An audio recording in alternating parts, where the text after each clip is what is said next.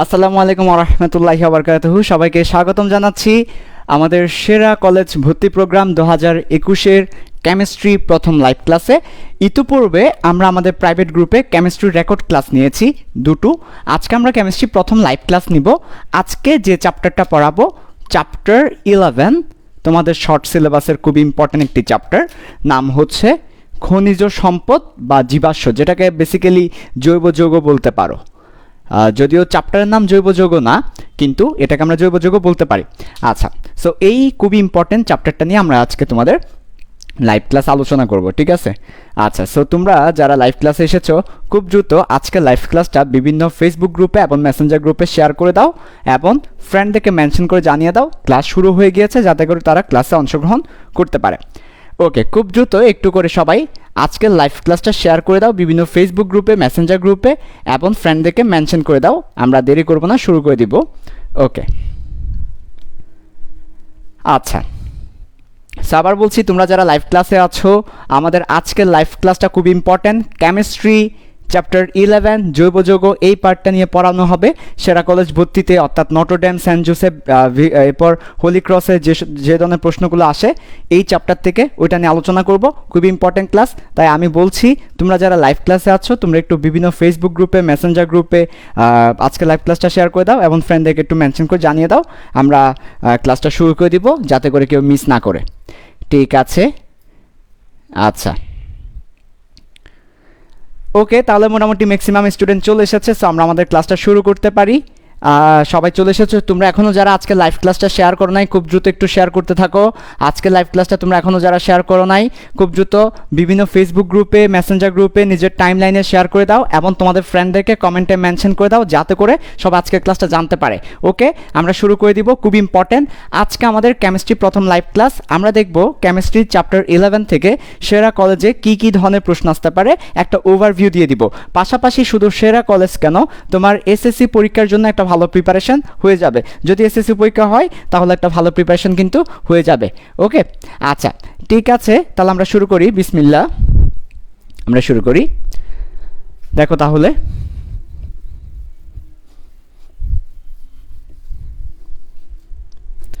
ওকে ভাইয়া, খুব ইম্পর্টেন্ট। আমরা আজকে কোন চ্যাপ্টারটা দেখব? আমরা আজকে দেখব এসএসসি কেমিস্ট্রি চ্যাপ্টার 11। ওকে, আচ্ছা,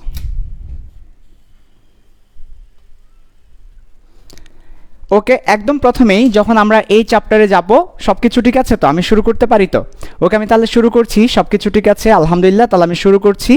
ঠিক আছে, ওকে, একদম শুরুতে তোমরা তোমাদের কেমিস্ট্রি বইয়ের 11 নম্বর চ্যাপ্টারে যাবে, শর্ট সিলেবাসের একমাত্র চ্যাপ্টার, যেটা সবচেয়ে বেশি ইম্পর্টেন্ট, 11 নম্বর চ্যাপ্টার। সো তোমরা সবাই তোমাদের চ্যাপ্টার 11-এ যখন যাবে, লেখা আছে খনিজ সম্পদ, এরপর জীবাশ্ম। আচ্ছা, ঠিক আছে, এখন এই চ্যাপ্টারটা খুবই ইম্পর্টেন্ট। এই চ্যাপ্টার থেকে অনেক বেশি প্রশ্ন আসবে সেরা কলেজে এবং তোমাদের এসএসসি পরীক্ষা হলে সেখানে এই চ্যাপ্টারটা খুবই দরকার তোমাদের জন্য। এখন এই চ্যাপ্টারে কি কি গুরুত্বপূর্ণ বিষয় আছে, আজকে একটা ক্লাস আমরা মোটামুটি অর্ধেক কাভার দিব, আরও একটা ক্লাস নিব, বাকি অর্ধেক কাভার দিব ইনশাল্লাহ। সো আসো, প্রথমে যখন তুমি তোমার চ্যাপ্টার 11-এ যাবে, প্রথম একটা পেজ দেখবে। এই পেজের মধ্যে শুধু একটা ইনফরমেশন আছে, আমরা একটু দেখব।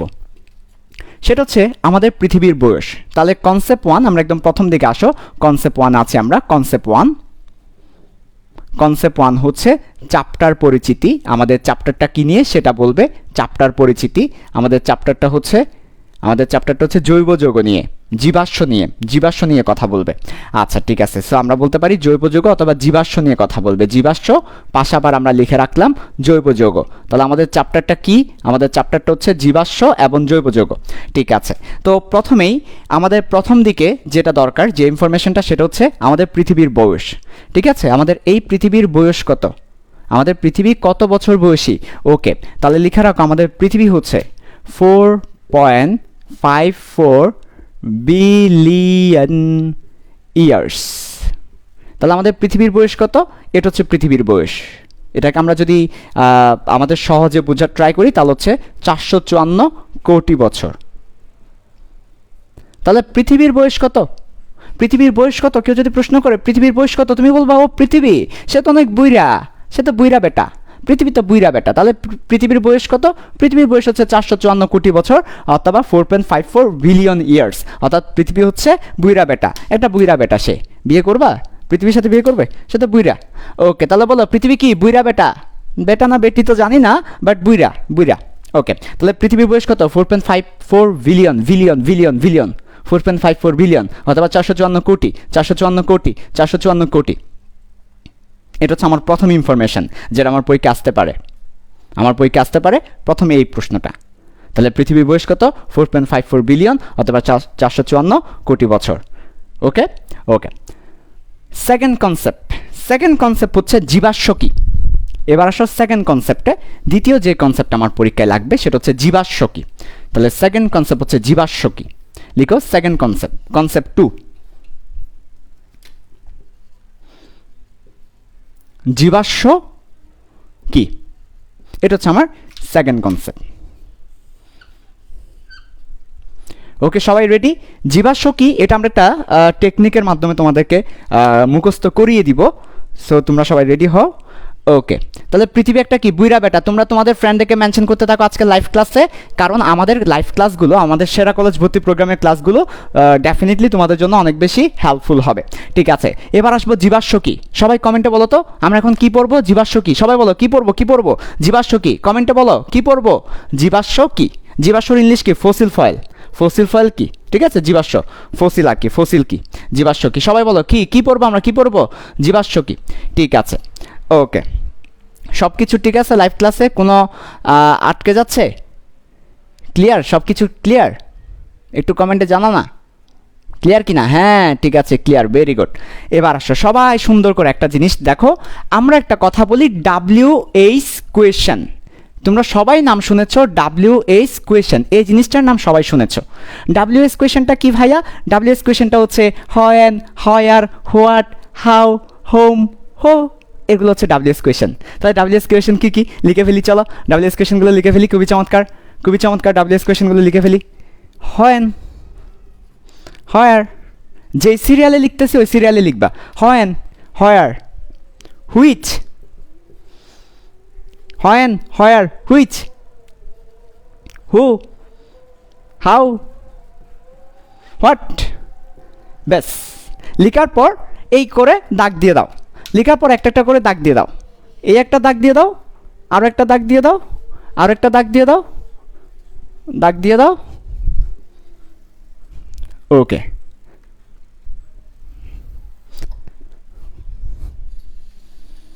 হ্যাঁ, লেখার পরে সুন্দর করে দাগ দিয়ে দাও।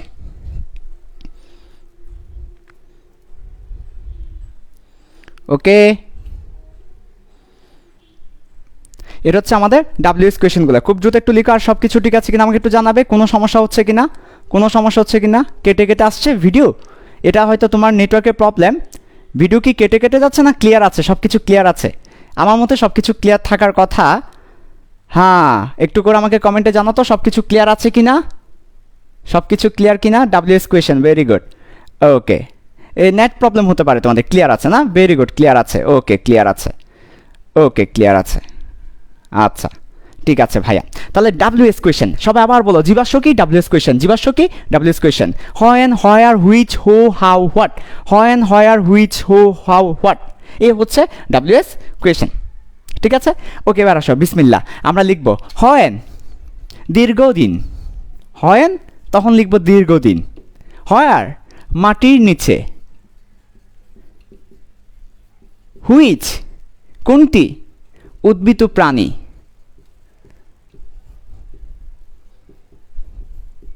হু, ও সরি, হুইচ হচ্ছে একটু, হুইচ হচ্ছে তাপ ও চাপে। দুঃখিত, তোমরা এখন লিখিও না। দেখো, হুইচ কোনটি? কোনটি? তাপ ও চাপে। হু কে? উদ্ভিদ। আর কে? প্রাণী। কে? উদ্ভিদ ও প্রাণী। হাউ কিভাবে? ভৌত ও রাসায়নিক পরিবর্তনের মধ্য দিয়ে। হাউ কিভাবে? ভৌত ও রাসায়নিক পরিবর্তনের মধ্য দিয়ে, পরিবর্তনের মাধ্যমে। হোয়াট কি? কি বলো তো কি? কয়লা, তারপর পেট্রোলিয়াম, তারপর প্রাকৃতিক গ্যাস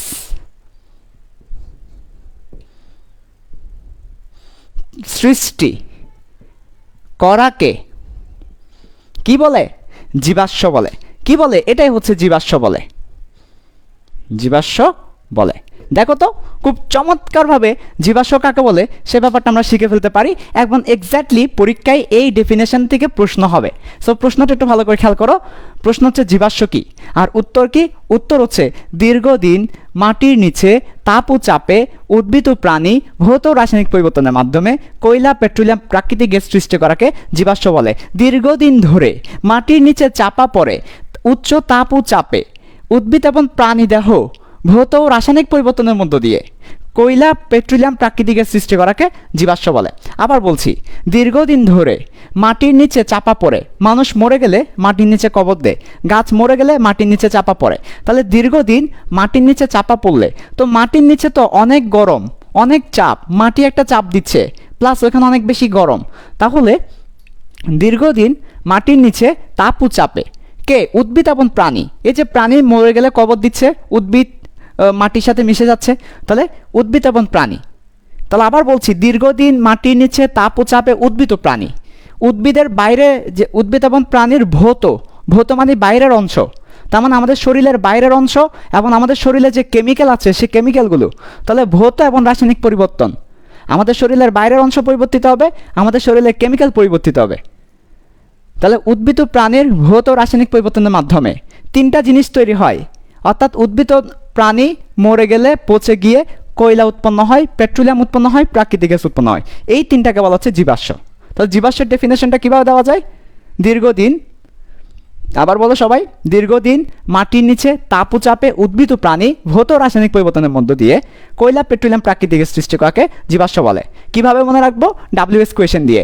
হোয়েন, দীর্ঘদিন, হোয়ার, মাটির নিচে, হুইচ, তাপ ও চাপে, কোনটি, মানে কোনটি দিলে তাপ ও চাপে, হু, কে, উদ্ভিদ ও প্রাণী, কিভাবে, ভৌত রাসায়নিক পরিবর্তনের মাধ্যমে, কি, কয়লা, পেট্রোলিয়াম, প্রাকৃতিক গ্যাস সৃষ্টি করাকে জীবাশ্ম বলে। এই হচ্ছে ডেফিনেশনটা, মনে রাখার টেকনিকটা, এবং এখান থেকে প্রশ্ন হবে, এভাবেই মনে রাখতে হবে, একটা ওয়ার্ডও বাদ দিতে পারবো না।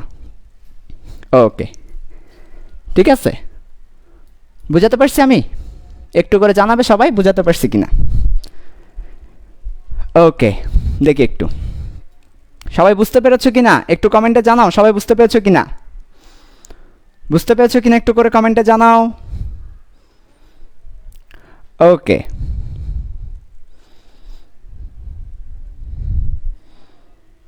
বুঝতে পেরেছি। জেসমিন ফারজানা, বাদন সাহা ক্লিয়ার, বুঝতে পেরেছে, ঠিক আছে। বুঝতে পেরেছি কিনা জানাও। হ্যাঁ বুঝতে পেরেছি, ঠিক আছে, বুঝতে পেরেছি। ওকে, নাইস। তাহলে এই হচ্ছে আমাদের জীবাশ্ম কি সেটার ডেফিনেশনটা দরকার আছে, এভাবে মনে রাখতে পারবো। প্রত্যেকটা ওয়ার্ড কিন্তু মাথায় রাখতে হবে, একটা ওয়ার্ডও বাদ দেওয়া যাবে না। এরপরে এবার আসো কনসেপ্ট 2 শেষ। কনসেপ্ট 2 হচ্ছে জীবাশ্ম কি সে ব্যাপারটা দেখলাম। কনসেপ্ট 2, তো জীবাশ্ম বেসিক্যালি জীবাশ্ম তাহলে কয়টি? কয়লা, পেট্রোলিয়াম, প্রাকৃতিক গ্যাস, কয়লা, পেট্রোলিয়াম, প্রাকৃতিক গ্যাস, কয়লা, পেট্রোলিয়াম, প্রাকৃতিক গ্যাস। ওকে, এবার আসো বাংলাদেশে জীবাশ্ম জ্বালানি কোথায় কোথায় পাওয়া যায় সেটা আমরা দেখব। বাংলাদেশে কোথায় কোথায় জীবাশ্ম জ্বালানি পাওয়া যায় সেটা দেখব। কনসেপ্ট 3, বাংলাদেশে জীবাশ্ম জ্বালানির কি অবস্থা? বাংলাদেশে জীবাশ্ম জ্বালানির কি অবস্থা? কনসেপ্ট 3তে আসো। ওকে, আমরা মাত্র দুটো ব্যাপার জানবো, আমাদের বইয়ে যা আছে তাই। আমি আবার বলি, সেরা কলেজ ভর্তি প্রোগ্রাম 2021, তোমরা যারা নটরডেম, হোলি ক্রস কিংবা সেন্ট জোসেফে ভর্তি যুদ্ধে অবতীর্ণ হতে যাচ্ছ, একটা কথা মাথায় রাখবে, তোমাদের এসএসসি বইয়ের বাইরে কোনো প্রশ্ন করবে না, এসএসসি টেক্সট বুকের বাইরে কোনো প্রশ্ন হবে না। যার টেক্সট বুক যত ভালো আয়ত্তে থাকবে, যে টেক্সট বুকের প্রত্যেকটা লাইন বাই লাইন আয়ত্ত রাখতে পারবে, আত্মস্থ করতে পারবে, প্রত্যেকটা লাইন বাই লাইন পড়বে, সেই চান্স পাবে। বইয়ের বাইরে কোনো প্রশ্ন হবে না, বইয়ের ভিতর থেকে প্রশ্ন হবে, লাইন বাই লাইন বইটা পড়তে হবে। তাই আমি তোমাদের বইটা ভালো করে ফোকাস করছি, ঠিক আছে? অনেকে আসলে নটরডেমে কখনো মানে পরীক্ষা দেয় নাই, ফলে তাদের এক্সপিরিয়েন্স নাই, তারা মনে করে নটরডেম অনেক অ্যাডভান্স লেভেল থেকে প্রশ্ন করে। উত্তরটা ভুল, এবং এই ধারণাটাও ভুল। নটরডেম কখনো অ্যাডভান্স লেভেল থেকে প্রশ্ন করে না, নটরডেম কখনো অ্যাডভান্স লেভেল থেকে প্রশ্ন করে না, নটরডেম সবসময় টেক্সট বুক থেকে প্রশ্ন করে। ওকে, সো কনসেপ্ট 3 হচ্ছে বাংলাদেশে জীবাশ্ম জ্বালানির কি অবস্থা সেটা। সো কনসেপ্ট 3তে লিখো বাংলাদেশে জীবাশ্ম জ্বালানি, সো কনসেপ্ট 3 তে লিখো বাংলাদেশে জীবাশ্ম জ্বালানি। ওকে, আমি শুধুমাত্র দুটো অঞ্চলের নাম বলবো শুধুমাত্র। একটা হচ্ছে হরিপুর গ্যাস ক্ষেত্র। হরিপুর গ্যাস ক্ষেত্রের নামটা বলেছি, আমাদের বইয়ে আছে, যেটা আমাদের বইয়ে আছে সেটা পরীক্ষা আসবে। হরিপুর গ্যাস ক্ষেত্রে দুইটা জিনিস পাওয়া যায়। হরিপুর গ্যাস ক্ষেত্রে দুইটা জিনিস পাওয়া যায়, একটা হচ্ছে পেট্রোলিয়াম, আরটা হচ্ছে প্রাকৃতিক গ্যাস। পেট্রোলিয়াম নিজেও এক প্রকার গ্যাস, পেট্রোলিয়াম আর হচ্ছে প্রাকৃতিক গ্যাস। পেট্রোলিয়ামও কিন্তু গ্যাস, প্রাকৃতিক গ্যাস অথবা এনজি। এনজি কেন লিখেছি? N for natural, G for gas. Natural gas মানে প্রাকৃতিক গ্যাস, আর এটা কি? পেট্রোলিয়াম।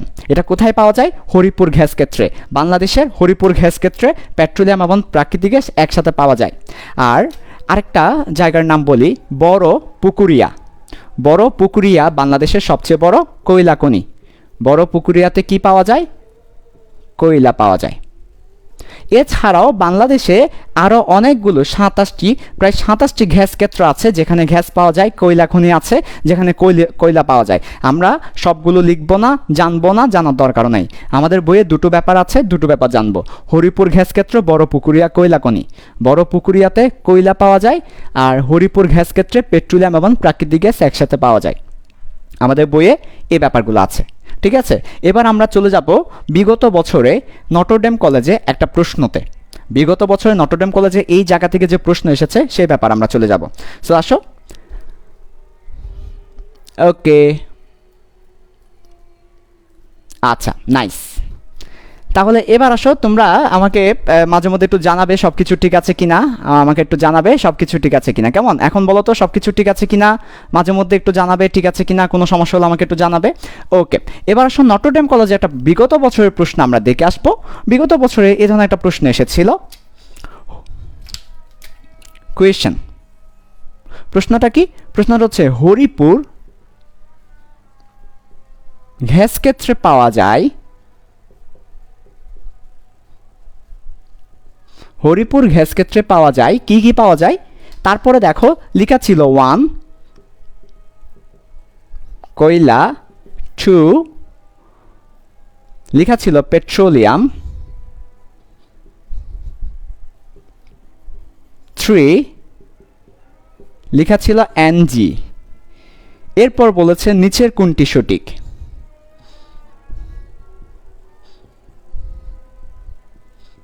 আমার স্টুডেন্টরা তোমরা একটু বলবে নিচের কোনটি সঠিক।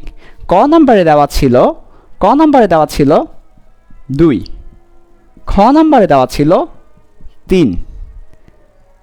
গ নাম্বারে দেওয়া ছিল 1 ও 2, ঘ নাম্বারে দেওয়া ছিল 2 ও 3। মাই ডিয়ার স্টুডেন্টস, তোমরা একটু বলবে আমাকে কোনটা সঠিক। এই চারটা অপশনের মধ্যে কোনটা তুমি দাগাবে। হরিপুর গ্যাস ক্ষেত্রে কোনটা পাওয়া যায়? 2, 3, 1 ও 2, 2 ও 3। তুমি কোনটা দাগাবে একটু করে আমাকে একটু সবাই বলবে। এটা বিগত বছর নটরডেম কলেজে এসেছিল এই প্রশ্নটা। ওকে, ঘ দাগাবে। তাসিন, তাবাসসুম সবার আগে অ্যান্সার দিয়েছে। বিনা পানি দ্বীপ অ্যান্সার দিয়েছে। রিফাত আরা, লাকি ফুল অ্যান্সার দিয়েছে। তামিদ তাজওয়ার মাহি, নির্ণয় নন্দী সবাই অ্যান্সার দিচ্ছ। Very good, congratulation. পাকি গাজী, তোমাদেরকে কংগ্রেচুলেশন। এটা হচ্ছে অ্যান্সার। তাহলে কেন এটা অ্যান্সার হবে? আমরা আগেই বলেছি হরিপুর গ্যাস ক্ষেত্রে পেট্রোলিয়াম পাওয়া যায়, ন্যাচারাল গ্যাস পাওয়া যায়। NG for natural gas. কয়লা কিন্তু পাওয়া যায় না, কাজে কয়লা পাওয়া না যাওয়ার কারণে 1 কিন্তু হবে না, হবে কত? 2 এবং 3, দুইটাই পাওয়া যায়। 2 এবং 3 হবে অ্যান্সার। ওকে, আচ্ছা, এবার চলে আসো কনসেপ্ট 3 শেষ। বাংলাদেশে জীবাশ্ম জ্বালানি কোথায় কোথায় পাওয়া যায় সেটা দেখলাম। বড় পুকুরিয়াতে কয়লা পাওয়া যায়, কয়লা খনি আছে বড় পুকুরিয়াতে। এরপর হরিপুর গ্যাস ক্ষেত্রে আমাদের গ্যাস আছে, এই ব্যাপারগুলো আমরা দেখলাম। এরপর আসো কনসেপ্ট 4, খুবই চমৎকার কনসেপ্ট। কনসেপ্ট 4 কি? ওকে, চলো কনসেপ্ট 4 কি দেখা যাক। কনসেপ্ট 4 হচ্ছে পেট্রোলিয়াম নিয়ে আমরা এখন পড়াশোনা করব, পেট্রোলিয়াম নিয়ে। সো কনসেপ্ট 4 হচ্ছে পেট্রোলিয়াম, তার জন্য একটা বড় ছক করতে হবে। সবাই একটা বড় ছক করবে পেট্রোলিয়ামের জন্য। এখন আমরা পেট্রোলিয়াম দেখব। সো পেট্রোলিয়াম, এখানে ওয়ার্ডটাকে একটু ভাঙবো। পেট্রো শব্দের অর্থ হচ্ছে পাথর, আর ওলিয়াম শব্দের অর্থ হচ্ছে তেল।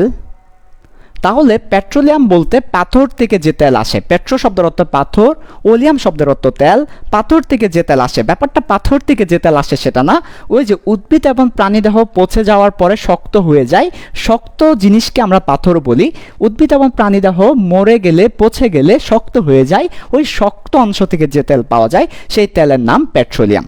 আচ্ছা, তাহলে পেট্রোলিয়াম শব্দটাকে যদি বিশ্লেষণ করি দুটো ওয়ার্ড পাবো, একটা হচ্ছে পেট্রো আর একটা হচ্ছে ওলিয়াম। পেট্রোলিয়াম, সেই পেট্রোলিয়াম নিয়ে আমরা এখন পড়াশোনা করব। আমি আবার বলছি, পেট্রো শব্দটাকে যদি আমরা দুই ভাগ করি তাহলে আমরা দুটো শব্দ পাই, পেট্রো এবং ওলিয়াম। তো পেট্রো শব্দ তো পাথর, ওলিয়াম তো তেল, পাথর থেকে তেল। উপরে অস্পষ্ট? আচ্ছা, একটু কষ্ট করে দেখো না, একটু কষ্ট করে দেখো। আমরা পুরো বোর্ড আমার কিন্তু লাগবে, সেজন্য আমরা এখন পুরো বোর্ড যদি লিখতে পারছি না। ওকে, আমি একটু করে দেখি তোমাদের সব কিছু ঠিক আছে কিনা।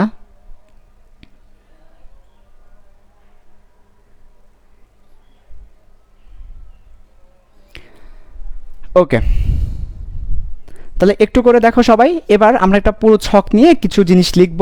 সো তোমাদেরকে একটু ছকটা লাগবে। আমাদের কয়টা ঘর হবে? একটা ঘর হবে, দুইটা ঘর হবে, তিনটা ঘর হবে, চারটা হবে, পাঁচটা ঘর হবে। পাঁচটা ঘর আমাদের এখানে হবে। সো আমরা পাঁচটা দাগ দিয়ে দিচ্ছি। দেখো, পাঁচটা ঘর হবে আমাদের। সো এখান থেকে দিচ্ছি, তোমরাও পাঁচটা ঘর করে ফেলো। এক নাম্বার ঘর করে ফেলেছি, দুই নাম্বার ঘর করে ফেলেছি, তিন নাম্বার ঘর করে ফেলেছি, চার নাম্বার ঘর করে ফেলেছি, পাঁচ নাম্বার ঘরটা একটু বড় রাখবে, পাঁচ নাম্বার ঘরও করে ফেলেছি। ওকে, এবার নিচেও একটু করে রাখবে। এই যে পাঁচটা ঘর করে ফেললাম। এবার আসো উপরে, উপরে দেখো।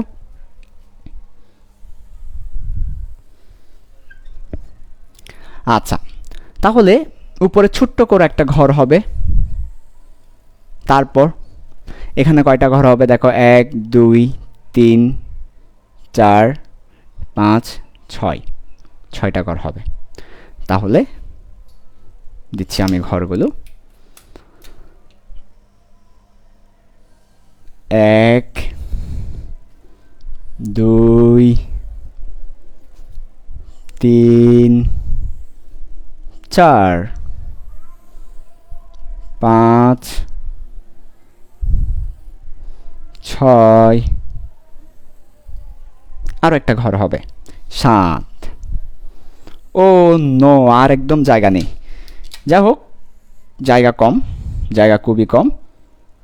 ওকে, 7টা ঘর। এখন কি দেখা যাচ্ছে? একটু করে দেখি আমি, দেখা যাচ্ছে কি না। নিচের ঘরটা তো একদমই দেখা যাচ্ছে না। আচ্ছা, সমস্যা নাই, আমরা করে রাখবো। ঠিক আছে, ওকে। এবার দেখো, আমি আসলে ট্রাই করছি তোমাদের পুরো চ্যাপ্টারটাকে খুবই সহজে বুঝিয়ে দেওয়ার।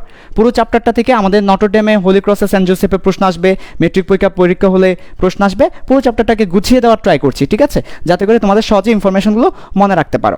ওকে, তাহলে এবার চলে আসো। আমরা একটা ঘর করলাম পেট্রোলিয়ামের জন্য, পেট্রোলিয়াম বোঝার জন্য আমরা একটা ঘর করলাম। এবার ঘরের মধ্যে কি কি আসবে?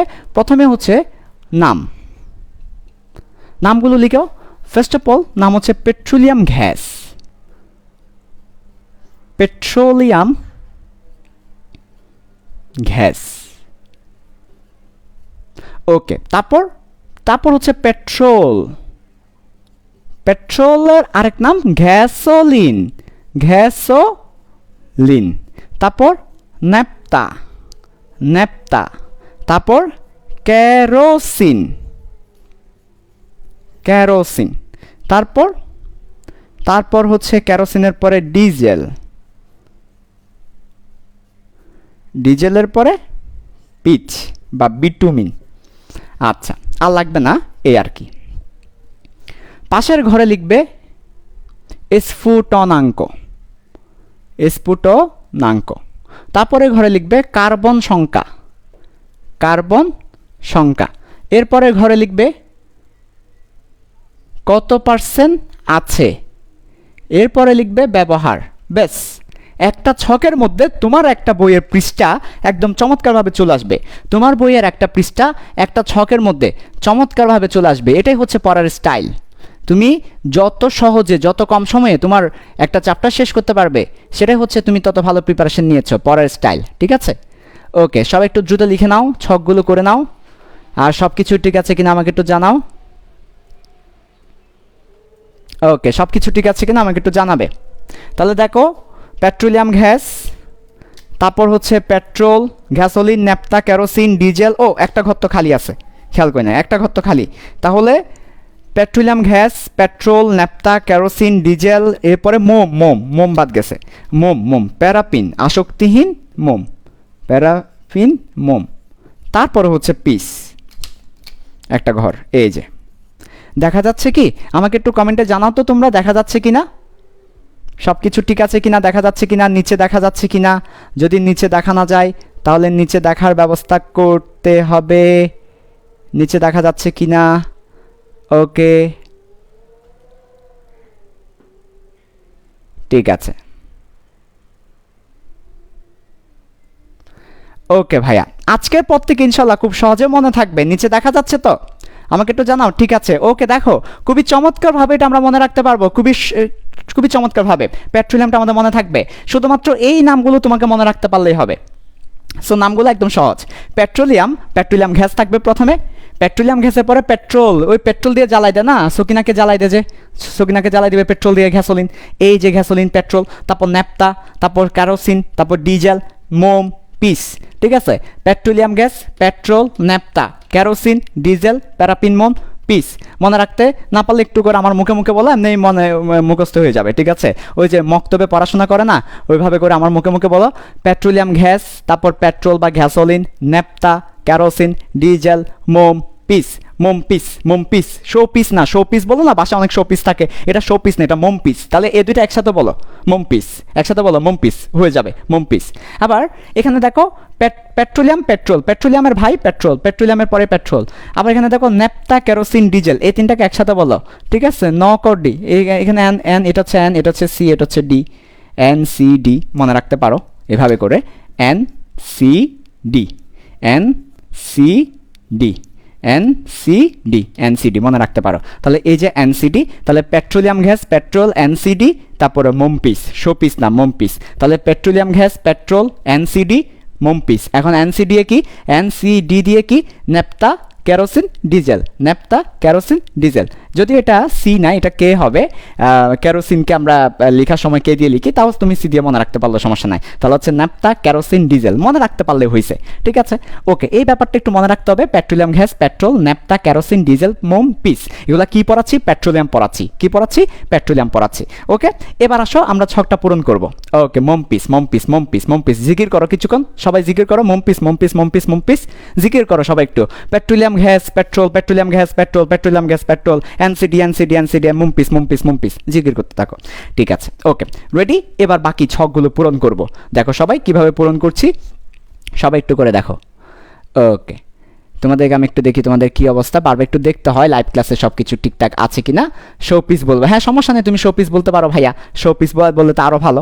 ঠিক আছে, ওকে, এবার আসো কিভাবে আমি স্ফুটনাঙ্কটা লিখছি, খুবই চমৎকারভাবে, একদম চমৎকারভাবে। 0 থেকে 20, 20-এর পরে 21, 21 থেকে 70, 70-এর পর 71, 71 থেকে 170, 70-এর পর 71, 270, 70-এর পর 71, 340। ঠিক আছে, 340-এর পরে কত, ও এখানে 120 হবে, একটা মিসিং হয়ে গেছে। একটু তাড়াহুড়া করতেছি তো আজকে, আবেগে তোমাদেরকে পড়াইতে পারলেই আমার আবেগ বেড়ে যায়। আমার এই আবেগের কানে ভুল হচ্ছে, আবেগে কান্দা বেলাইছি। এরপর 270 পর 271, 340, 341 থেকে বাকিটা। ওকে, সবাই ভালো করে খেয়াল করো আমি কীভাবে লিখেছি। 20, 70, 120, 170, 270, 340 এগুলোকে একটু করে মার্ক করো, এই ওয়ার্ডগুলোকে একটু মার্ক করো। 20, 70, 120, 170, 270, 340 বেশিরভাগই 70-এর গুণিতক, কিন্তু 20 এবং 70, এখানে 20 এবং 70 70-এর গুণিতক। 20, 70, 120, 170, 20, 70, 120, 170, 20, 70, 120, 170, তারপরে গিয়ে 270, 100 লাভ দিছে, কিন্তু একদম 100 লাভ দিছে। 270, 340, অর্থাৎ 270-এর সাথে আরও কি যোগ করো, 270-এর সাথে আরও 70 যোগ করো, 340। তাহলে 20, 70, 120, 170, 270, 340, তারপর বাকিটা। তাহলে দেখো 0 থেকে 20, 21 থেকে 70, 71 থেকে 120, 121 থেকে 170, 171 থেকে 270, 271 থেকে 340, 341 বাকিটা। একটা সিরিয়াল আছে, এবং একটা প্যাটার্ন আছে 20, 70, 120, 170, 270, 340। চমৎকার। মুখস্থ করার কোনো দরকার নাই, এমনি মুখস্থ হয়ে যাবে। মুখস্থ করার কোনো দরকার নাই, এমনিই মুখস্থ হবে। ঠিক আছে, তাহলে সবাই একটু করে বলো মনে থাকবে কিনা একটু করে কমেন্টে না হয় লিখেই ফেলো। 20, 70, 120, 170, 270, 340। আমার মোবাইল নাম্বারটা বলো তো, আমার মোবাইল নাম্বারটা বলো। আমার মোবাইল নাম্বার হচ্ছে 20, 70, 120, 170, 270, 340। এটা আমার মোবাইল নাম্বার। সবাই কমেন্ট বক্স আমার মোবাইল নাম্বারটা না দেখে লিখো। একদম সবাই লাইভ ক্লাসে যারা আছো সবাই আমার মোবাইল নাম্বারটা না দেখে লিখো। আমার মোবাইল নাম্বার না, সকিনার মোবাইল নাম্বার বলতে পারো। আমার ফোন আসলে সকিনার হাতে থাকে, তো তুমি কল দিলে সকিনা ধরবে, প্রেম করবে। সো সকিনার মোবাইল নাম্বারটা সবাই কমেন্টে লিখো। সবাই লিখো 20, 70, 120, 170, 270, 340। এটা লিখে ফেলো। 20, 70, 120, 170, 270, 340। সায়েদা নেসা লিখেছে, ওকে। হুমায়রা সুলতানা লিখেছে। হ্যাঁ, আমার ফোন নাম্বারটা লিখো তো, 20, 70, 120, 170, 270, 340। তাহলে এটা হচ্ছে আমার কি স্ফুটনাঙ্ক। তো পরীক্ষায় যে কোনো একটা স্ফুটনাঙ্ক তোমাকে জিজ্ঞেস করতে পারে, তোমাকে বলতে পারে ন্যাপ্তার স্ফুটনাঙ্ক লিখো। সো ন্যাপ্তার স্ফুটনাঙ্ক হবে 71 থেকে 120।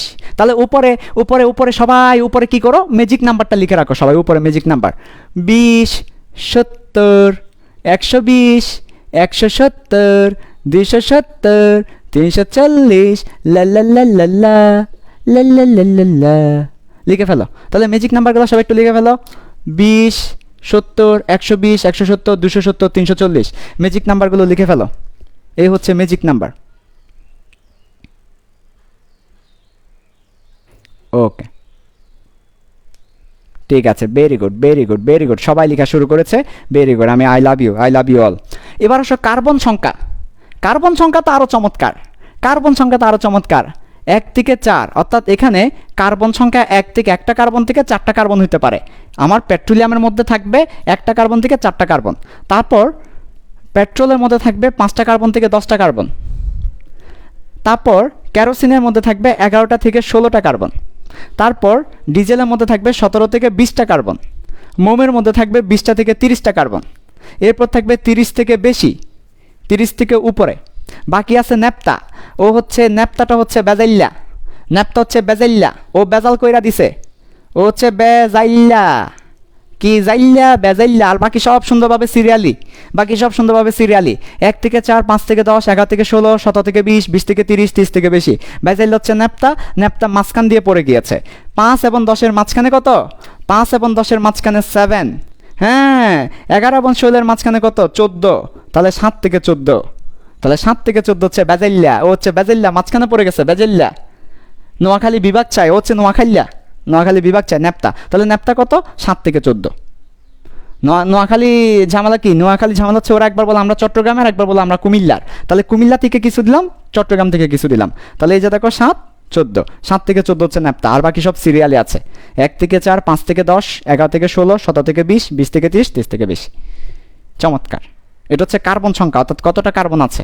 তোমাকে যদি প্রশ্ন করে কেরোসিনে কতটা কার্বন আছে, কেরোসিনে কার্বন সংখ্যা কত? 11 থেকে 16।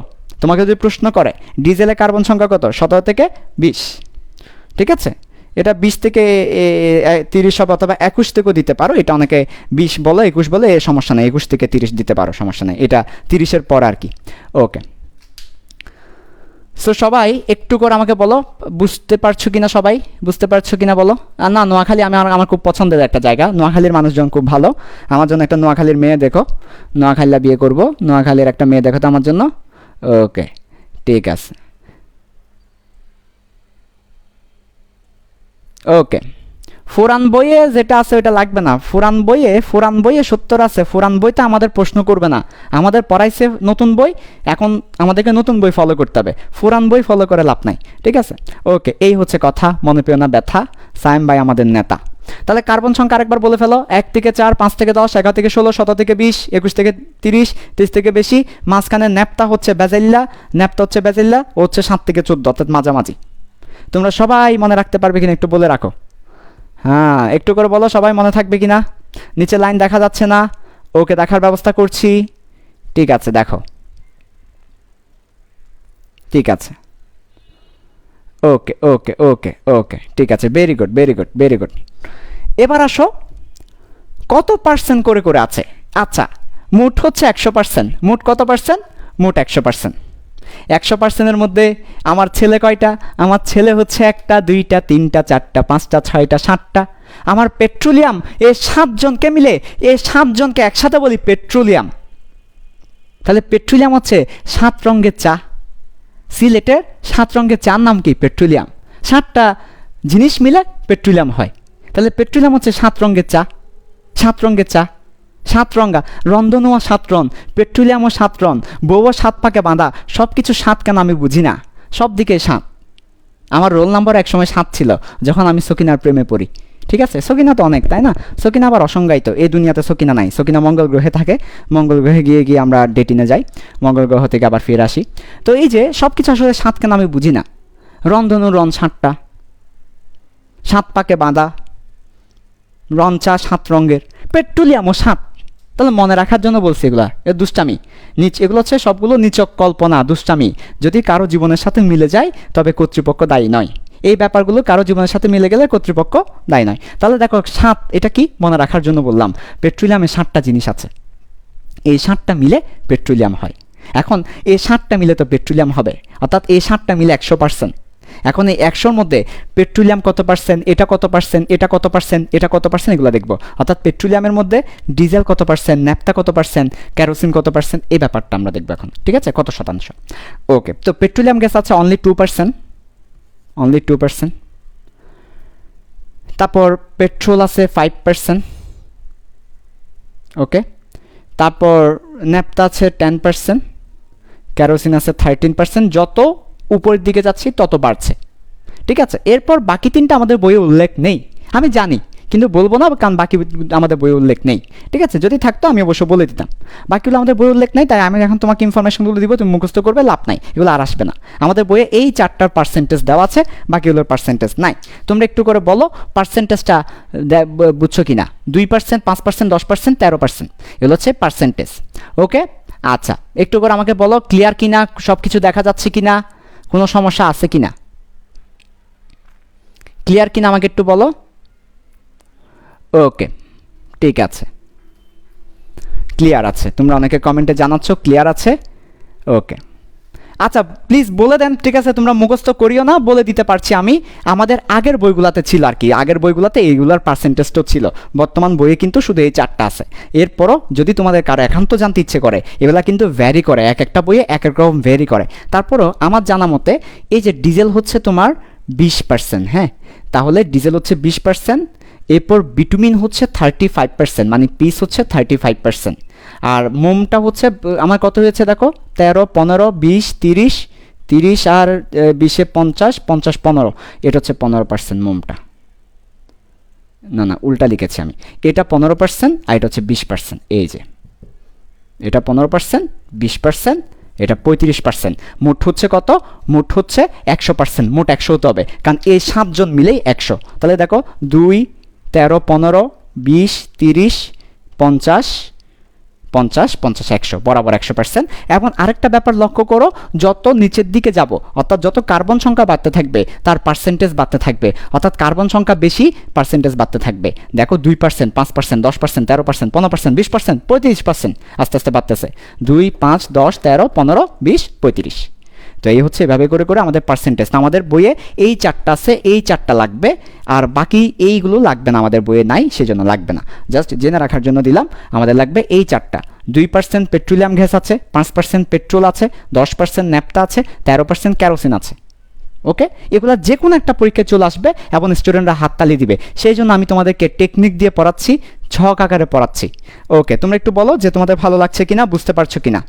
একটু করে আমাকে বলো ভালো লাগছে কিনা, বুঝতে পারছো কিনা। একটু করে আমাকে বলো ভালো লাগছে কিনা, বুঝতে পারছো কিনা, এবং আর কোনো তোমাদের কিছু বলার আছে কিনা, কোনো প্রশ্ন আছে কিনা। ওকে,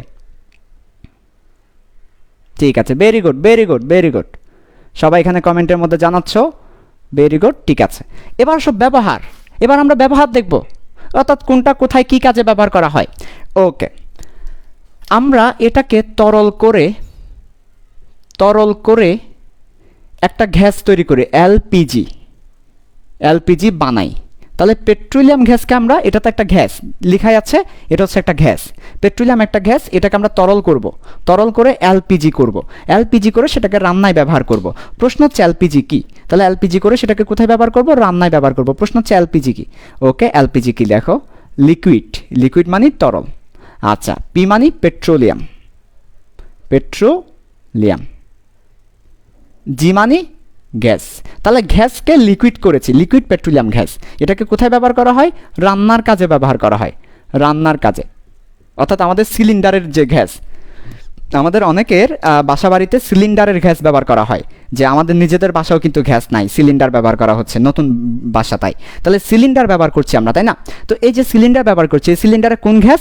এলপিজি। দেখবা তোমরা সবাই সিলিন্ডারের গায়ে লেখা আছে এলপিজি, আজকে গিয়ে সবাই সিলিন্ডারের গায়ে দেখো এলপিজি লেখা আছে, যত সিলিন্ডারের দোকান আছে ওখানে গিয়ে দেখো এলপিজি লেখা আছে। তাহলে এলপিজি মানে কি? Liquid petroleum gas. এটা কি কাজে ব্যবহার করা হয়? বাসার রান্নার কাজে ব্যবহার করা হয়। তাহলে এলপিজি রান্নার কাজে ব্যবহার করা হয়। আরেকটা ব্যাপার জেনে রাখো ভাইয়া, যারা সিলিন্ডার ব্যবহার করে না, লাইনের গ্যাস ব্যবহার করে, তারা কোনটা ব্যবহার করে? তাহলে যারা লাইনের গ্যাস ব্যবহার করে, লাইনের গ্যাস, তারা কিন্তু আবার এটা ব্যবহার করে না, তারা ন্যাচারাল গ্যাস ব্যবহার করে। লাইনের গ্যাস হচ্ছে ন্যাচারাল গ্যাস, একটু পরে পড়াবো, পেট্রোলিয়ামের পরে ন্যাচারাল গ্যাস পড়াবো।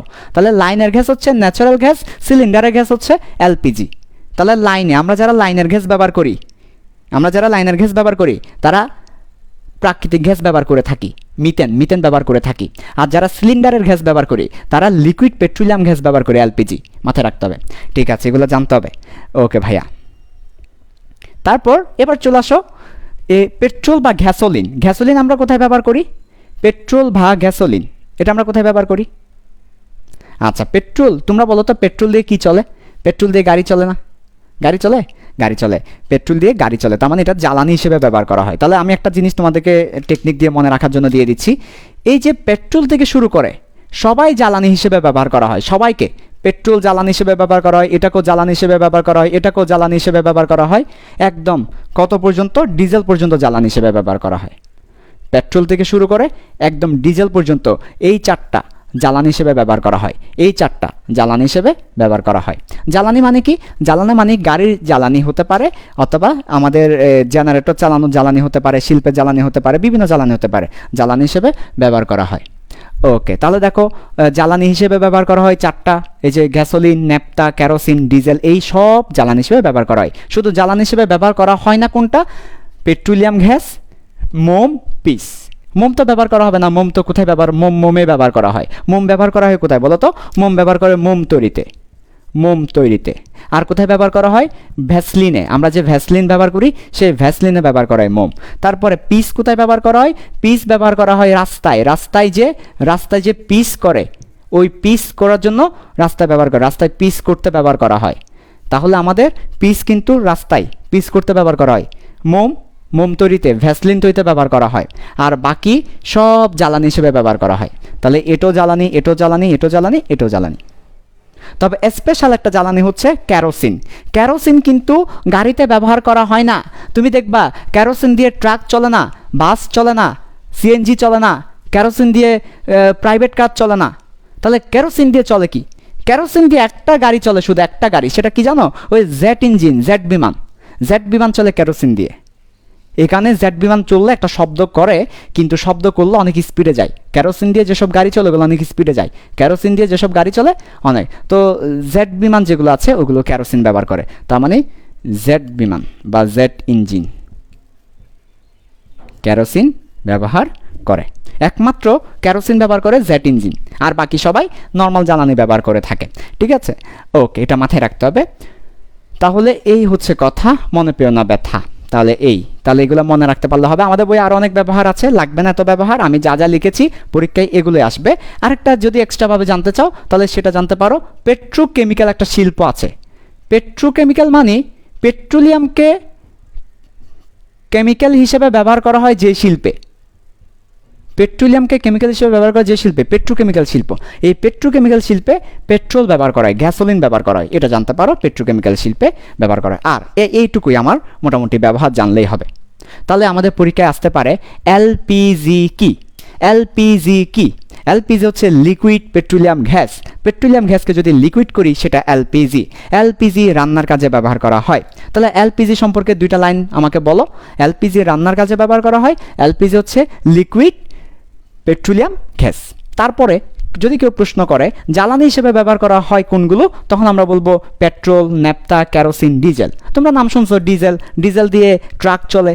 তোমরা নাম শুনছো পেট্রোল দিয়ে কার গাড়ি চলে, আমাদের বাসার কার গাড়িগুলো পেট্রোল দিয়ে চলে। ন্যাপথা দিয়ে চলে, ন্যাপথা। আমাদের মোটর বাইক চলে, ন্যাপথা দিয়ে মোটর বাইক চলে। অকটেন, অকটেন দিয়ে যারা হুন্ডা চালায়, অকটেন দিয়ে হুন্ডা চালায়, ন্যাপথা। তারপর কেরোসিন দিয়ে জেট ইঞ্জিন। তাহলে এগুলো হচ্ছে যানবাহনে ব্যবহার করা হয়। যানবাহনের ইঞ্জিনে এই চারটা ব্যবহার করা হয়। কি কি? পেট্রোল বা গ্যাসোলিন, ন্যাপথা, কেরোসিন, ডিজেল। ওকে, এই হচ্ছে পুরো আমার পেট্রোলিয়ামের ছক, যেটা তোমাদের বইয়ে আছে। তোমাদের বইয়ের বিশাল একটা পেজ আছে, এটা নিয়ে অনেকগুলো ইনফরমেশন মনে থাকে না। আশা করি এই ছকের মধ্যে দিয়ে তুমি সহজে মনে রাখতে পারবে। তোমরা একটু করে এবার বলো বুঝাতে পারছি কিনা তোমাদেরকে। কমেন্টের মধ্যে একটু বলো যে বুঝাতে পারছি কিনা। ও, এটা লিকুইফাইড। হ্যাঁ ঠিক আছে, লিকুইড না লিকুইফাইড হবে। ভেরি গুড, কমেন্ট একজনে জানিয়েছে লিকুইফাইড হবে, এটা লিকুইফাইড। ওকে, লিকুইড না। Very good. তো কমেন্ট একটু করে আমাকে বলো যে বুঝতে পারছো কিনা সবাই। সবাই বুঝতে পারছো কিনা? Yes, Jesmin, Farzana, very good student. Okay ভাইয়া, তাহলে এবার আমরা পরের কনসেপ্টে যাব। তাহলে আমাদের কনসেপ্ট, পরের কনসেপ্ট 5-এ, কনসেপ্ট 4 শেষ। এটা ছিল কনসেপ্ট 4। ওকে ভাইয়া, এবার পরের কনসেপ্টে যাব। আমি একদম তোমাদেরকে প্রত্যেকটা বইয়ের প্রত্যেকটা জিনিস পড়িয়ে দিচ্ছি, যাতে করে তুমি তোমার কলেজে আটকে না যাও। সেরা কলেজ ভর্তি পরীক্ষায় যাতে তুমি আটকে না যাও। এবং প্রত্যেকটা জিনিস পড়াচ্ছি ডিফারেন্ট স্টাইলে, যাতে করে তুমি মনে রাখতে পারো। মনে রাখাটা সবচেয়ে বেশি গুরুত্বপূর্ণ। ওকে ভাইয়া, ঠিক আছে। তাহলে আমরা এবার কনসেপ্ট 5-এ চলে যাব। কনসেপ্ট 5-এ যাব। ওকে,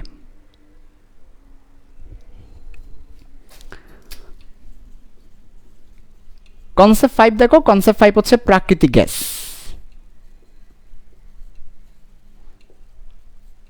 প্রাকৃতিক গ্যাস বা ন্যাচারাল গ্যাস, এনজি বলা হচ্ছে যেটাকে। এনজি বলা হচ্ছে, ন্যাচারাল গ্যাস বলা হচ্ছে। তো প্রাকৃতিক গ্যাস দুই ধরনের। একটা হচ্ছে আমাদের বাংলাদেশের অবস্থা, আর একটা হচ্ছে নর্মাল অবস্থা। আমাদের বাংলাদেশে যে প্রাকৃতিক গ্যাস পাওয়া যায় তার অবস্থা কি? বাংলাদেশের ন্যাচারাল গ্যাস, এটার অবস্থা কি? আরেকটা হচ্ছে নর্মালি যে ন্যাচারাল গ্যাস পাওয়া যায় সেটার অবস্থা কি? তো প্রথমে নর্মাল অবস্থাটা বলি। নর্মালি ন্যাচারাল গ্যাস, নাম শুনেই বুঝতে পারছো ন্যাচারাল গ্যাস, তার মানে এটা একদম ন্যাচারাল থাকবে, গ্যাস থাকবে। গ্যাস, এটা একটা গ্যাস, আর কিছুই না। সোজা কথা, এটা হচ্ছে গ্যাস, যেটা প্রাকৃতিকতে পাওয়া যায় গ্যাস। এখন আমরা জানি যে এই যে কয়লা বলো, তারপরে এই যে প্রাকৃতিক গ্যাস বলো, পেট্রোলিয়াম বলো, সবগুলো হচ্ছে জৈব যৌগ। বিশেষ করে কার্বন এবং হাইড্রোজেন। কার্বন এবং হাইড্রোজেন, অর্থাৎ হাইড্রোকার্বন। তাহলে এই প্রাকৃতিক গ্যাসগুলো হচ্ছে হাইড্রোকার্বন। পাশে লেখা রাখো, প্রাকৃতিক গ্যাসগুলো হাইড্রোকার্বন। হাইড্রোকার্বন। আমরা সবাই ম্যাক্সিমামই এখানে হাইড্রোকার্বনের নাম জানি। হাইড্রোকার্বন বলতে কার্বন থাকবে, হাইড্রোজেন থাকবে। হাইড্রোকার্বনের নাম বলতে বললে তোমরা সবাই বলতে পারবে, কারণ তোমরা অলরেডি এগুলো পড়ে এসেছো। হাইড্রোকার্বনের নামগুলো কি কি? Methane, ethane, propane, butane, pentane, heptane, hexane, heptane, octane, nonane, decane. এই যে হাইড্রোকার্বনের মধ্যে কারা গ্যাস অবস্থায় থাকে? মনে রাখবে, হাইড্রোকার্বনের মধ্যে 5টা সদস্য আছে যারা গ্যাস অবস্থায় থাকে। সদস্যগুলোর নামগুলো একটু দেখো ভালো করে। মিথেন, সেটা গ্যাস অবস্থায় থাকবে। তারপরে ইথেন, সেও গ্যাস অবস্থায় থাকবে। তারপর প্রোপেন, সেও কিন্তু গ্যাস অবস্থায় থাকে। তারপর বিউটেন, সেও কিন্তু গ্যাস অবস্থায় থাকে। তারপর পেন্টেন, সেও কিন্তু গ্যাস অবস্থায় থাকে। তারপর যখন আমরা হেক্সেনে যাব, হেক্সেন তরল, হেপটেন তরল, অকটেন তরল। এগুলো তরল এবং গ্যাসের মাঝামাঝি, অর্থাৎ তরলই বলতে পারো। হেক্সেন, হেপটেন, অকটেন, ননেন, ডেকেন, এগুলো তরল। কেমনে বুঝবে এগুলো তরল? খুব সহজে বোঝা যায়। রন আছে না, আমরা রন করি না বাসা বাড়িতে, কালার করা হয় না? ওইখানে যেটা মিক্স করা হয় এটা হচ্ছে হেক্সেন অথবা হেপটেন। একটা তরল মিক্স করা হয়, হেক্সেন অথবা হেপটেন, তরল। এই যে মোটর বাইক, আমরা যে মোটর গাড়ি চালাই, অকটেন দিয়ে মোটর গাড়ি চলে। আমাদের যে মোটর গাড়ি হুন্ডা চালায় অকটেন দিয়ে। তো অকটেনটা একটা তেল মানে তরল। নন অ্যান্ড ডেকেন, তরল, সব তরল। তাহলে এই যে আমার পেন্টেনের পর থেকে যারা আছে তারা তরল। তাহলে এরাই হচ্ছে গ্যাস। তো আমার তো ন্যাচারাল গ্যাস বলেছে, তাহলে ন্যাচারাল গ্যাস হচ্ছে হাইড্রোকার্বন। ওই সকল হাইড্রোকার্বন যারা গ্যাস অবস্থায় থাকে। তাহলে গ্যাস অবস্থায় থাকে এই 5 জন, এর বাইরে আর কেউ আসবে না। আমি হেক্সেনকে আনতে পারবো না। হেক্সেন কী অবস্থায় থাকে না, গ্যাস অবস্থায় থাকে না। তাহলে এরাই হচ্ছে আমার ন্যাচারালি পাওয়া যায়, আল্লাহ দিয়ে রাখছে এই গ্যাসগুলোকে, এবং এরা হচ্ছে ন্যাচারাল গ্যাস। এখন ন্যাচারাল গ্যাসের মধ্যে মিথেন থাকে সবচেয়ে বেশি 80%, তারপরে ইথেন থাকে 7%, তারপরে প্রোপেন থাকে 6%, তারপর বিউটেনের সাথে আইসোবিউটেন থাকে। আইসোবিউটেন হচ্ছে বিউটেনের ভাই, আইসোবিউটেন হচ্ছে বিউটেনের একটা রূপ আর কি, বিউটেনের ভাই। ওকে, এটা থাকে 4%, তারপর প্যান্টেন থাকে 3%। ওকে, এই দেখো বুঝতে পেরেছো কিনা। আর বাংলাদেশে যে ন্যাচারাল গ্যাস পাওয়া যায় সেটাতে 99.99% মিথেন থাকে। বাংলাদেশ তো অসাধারণ, 99.99% মিথেন থাকে বাংলাদেশে। আর নর্মালি ন্যাচারাল গ্যাসের রেশিও হচ্ছে এটা, নর্মাল রেশিও হচ্ছে এটা, আদর্শ রেশিও হচ্ছে এটা, যে 80% মিথেন থাকবে, 7% ইথেন, 6% প্রোপেন, 4% বিউটেন, 3% প্যান্টেন। এর বাইরে কেউ থাকতে পারবে না, কারণ এরাই একমাত্র গ্যাস। বুঝাতে পারছি? ওকে, কনসেপ্ট ক্লিয়ার কিনা বলো আমাকে। ওকে, কনসেপ্ট ক্লিয়ার কিনা আমাকে একটু বলো, কারণ এই ব্যাপারগুলো খুবই ইম্পর্টেন্ট। আমরা অনেকেই ভুল করে থাকি, হেক্সেন হ্যাপটেন কেন আসলো না প্রশ্ন করতে পারি। হেক্সেন হ্যাপটেন আসবে না, কারণ এরা হচ্ছে তরল, একমাত্র এরাই হচ্ছে গ্যাস। হ্যাঁ, অনেকে বলছে বইয়ে প্যান্টেনকেও তরল বলা হয়েছে, উত্তর হচ্ছে ভুল। প্যান্টেন তরল অবস্থায়ও থাকতে পারে, গ্যাস অবস্থায় থাকতে পারে। অধিকাংশ সময় প্যান্টেনটা গ্যাস অবস্থায় থাকে, তবে এটা ডিপেন্ড করবে কিসের উপর। প্যান্টেনের মধ্যে আমাদের অনেক রূপভেদ আছে, একটা হচ্ছে সরল প্যান্টেন, একটা হচ্ছে আইসোপ্যান্টেন। তো এই যে প্যান্টেন, আইসোপ্যান্টেন, এরপর নিউ প্যান্টেন, প্যান্টেনের অনেকগুলো রূপ আছে। তার মধ্যে কিছু প্যান্টেন আছে গ্যাস অবস্থায় থাকে, আমাদের প্রাকৃতিক গ্যাসের মধ্যে ওই গ্যাস অবস্থায় যেগুলো থাকে ওইটা নিব, ঠিক আছে? প্যান্টেন হচ্ছে গ্যাস। আবার কিছু প্যান্টেন আছে যারা হচ্ছে তরল। তোমরা শিখবে যে কিছু প্যান্টেন আছে একটা শাখা, একটা শিকল, আবার কিছু প্যান্টেন আছে দুইটা শিকলে থাকে, দুইটা শিকলে প্যান্টেন থাকতে পারে।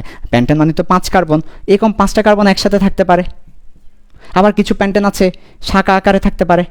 তো শাখা আকারে যারা থাকে তাদের স্ফুটনাঙ্কটা কি হয়? তাদের স্ফুটনাঙ্কটা বেশি হয়, ফলে তারা তরল হয়। আর যারা একসাথে থাকে, সরল আকারে থাকে, তাদের স্ফুটনাঙ্ক কম হয়, স্ফুটনাঙ্ক কম হলে তারা গ্যাস হয়। তাহলে এই প্যান্টেনটা হচ্ছে গ্যাস। আবার কিছু প্যান্টেন আছে যারা শাখা আকারে থাকে, তারা তরল। তো আমাদের বইয়ে আসলে বলা উচিত ছিল প্যান্টেনটা গ্যাসও থাকে, তরলও থাকে। আচ্ছা, তাহলে ন্যাচারাল গ্যাসের মধ্যে আমরা 5টা পেলাম, 5টা গ্যাস পেলাম, 80, 7, 6, 4, 3। আমাদের কনসেপ্ট 5ও শেষ। এবার চলে আসো কনসেপ্ট 6। এই সব কিছু তোমাদের পরীক্ষা আসতে পারে, এগুলো সবগুলো পরীক্ষা আসতে পারে, বাট আমাদের মনে থাকে না, সেই জন্য আমি তোমাদেরকে মনে থাকার ব্যবস্থা করে দিচ্ছি, ঠিক আছে? ওকে ভাইয়া, এরপরে এবার আসবো আমরা হাইড্রোকার্বন। এবার আমরা পড়বো হাইড্রোকার্বন। তো হাইড্রোকার্বন পড়বো, ভালো কথা, বাট হাইড্রোকার্বনের জন্য আজকে সময় হবে না। আজকে আমি আমার পরীক্ষা ছিল, যেখানে দেরি হয়ে গিয়েছে, অলরেডি 5:16 বাজে। আজকে আমরা আমাদের ক্লাসটা এখানেই শেষ করব। আগামী ক্লাসে আমরা হাইড্রোকার্বন পড়াবো তোমাদেরকে। হাইড্রোকার্বনের মধ্যে অ্যালকান, অ্যালকিন, অ্যালকাইন, অ্যালডিহাইড, এরপর অ্যালকোহল, কার্বক্সিলিক অ্যাসিড, পলিমারকরণ, এই ব্যাপারগুলো নিয়ে আলোচনা করব। আজকের ক্লাসে এইটুকুই থাকবে। তোমরা সবাই নোট শেয়ার করবে। আল্লাহ হাফেজ, আসসালামু আলাইকুম।